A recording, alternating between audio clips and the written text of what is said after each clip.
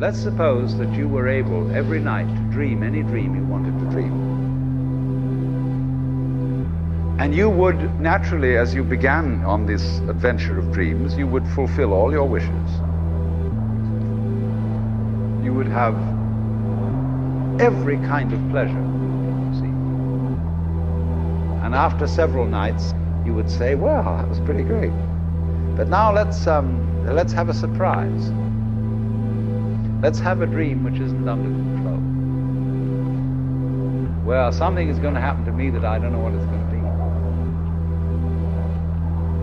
Then you would get more and more adventurous, and you would make further and further out gambles as to what you would dream. And finally, you would dream where you are now.